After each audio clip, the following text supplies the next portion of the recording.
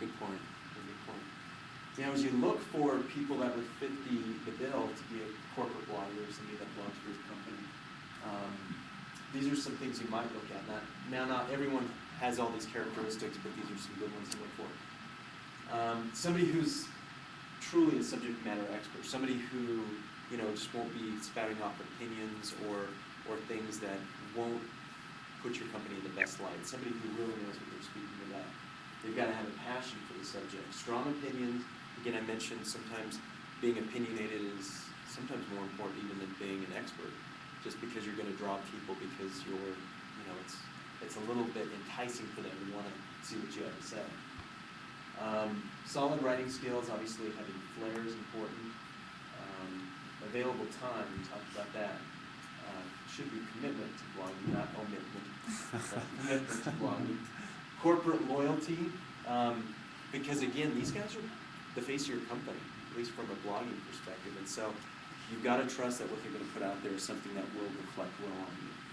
Respected by their peers, they react calmly to others' outbursts, because we do see that a lot of times in comments. And if somebody just flies off the handle and said, "You disagree with me, you jerk," we've seen that happen as well with some people. And again, sense of humor is important. So finding somebody with that is important. Now, tip number 5 as you start to plan for your blog, it's refine your reasoning and differentiate your blog.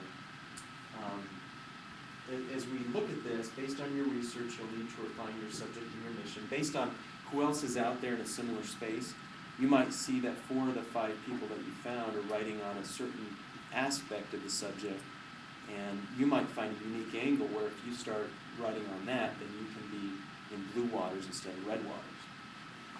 How will you differentiate your blog from others on the subject? Again, thinking how you can be a little bit different and draw people in that way is important.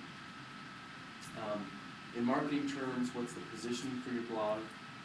How do you want that to be different from others? Is it the critic? Is it the expert, the gadfly, the helper, the linker, the reference, the innovator? How do you want to set your blog up and just consider that? That's important.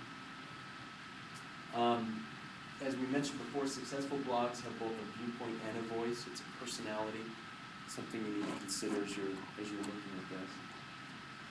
And what are yours? What's your viewpoint? What's your voice? The most important thing you might be able to come out of today's seminar with is knowing that you've got to be authentic. Phoniness is a certain blog killer.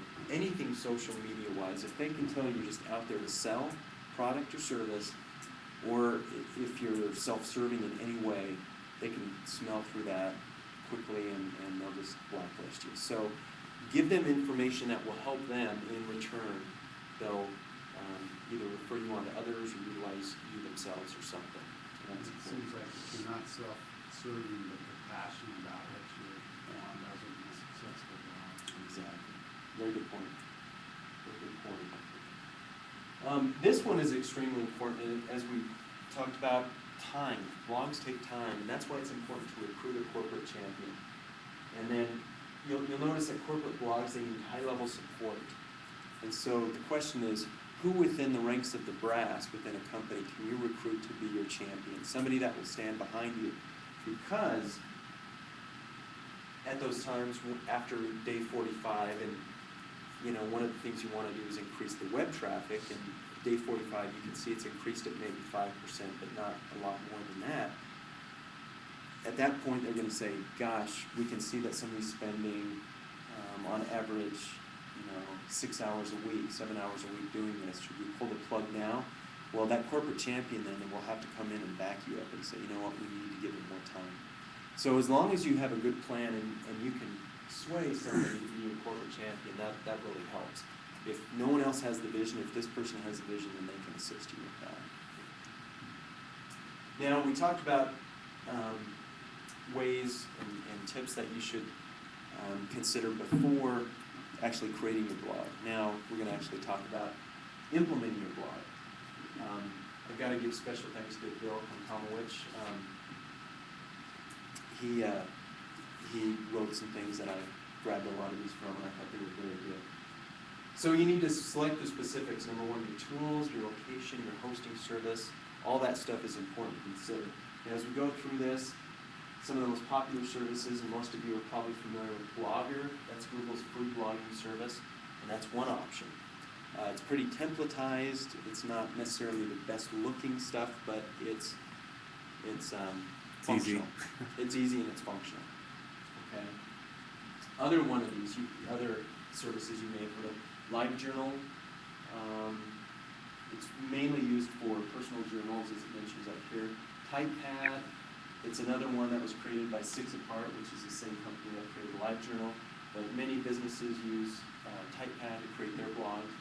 Movable Type provides some more advanced site design and development capabilities.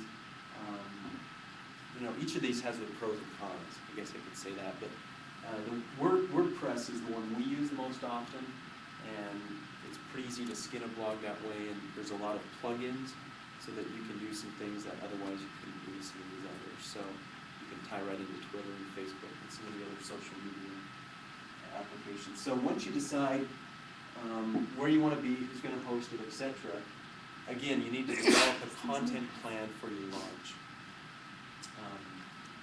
Find out what you want to do. Blogs gain an audience, influence, and trust over time, and it's organic growth.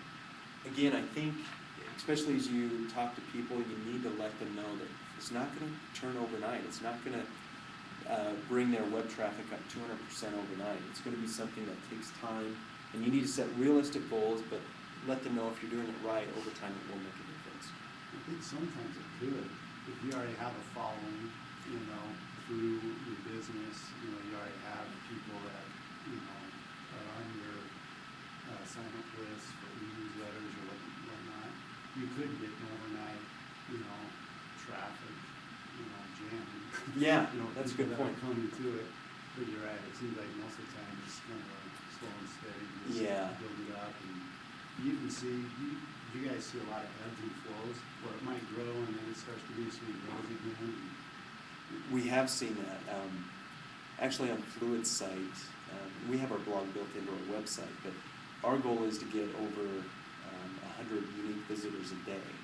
And right now, we've been seeing that between 70 and 80, and then it'll go up, and then it'll come back down. And we see that a lot. We see that with our clients as well, based on, there's multiple things. I mean, some of the companies are seasonal, and so during seasons, when in winter months, for example, with the ski resorts, they're going to see a lot more than they do during the summer. And Orbit, for example, during the summer is going to see a lot more than they would during the winter months or fall months.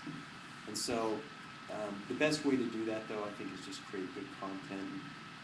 You're going to understand where your people are coming from and when they come, etc.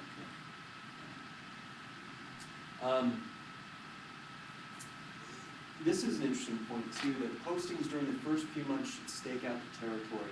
The first 15 to 25 blog posts over the initial 2 to 4 weeks are designed to establish a presence, define the subject or space for the blog, and establish the credibility of the blogger. So the very first ones you set up are going to help kind of stake your presence and set your voice and personality. And so it's important. A lot of people will have those 15 to 25 pre-written before they even launch their blog.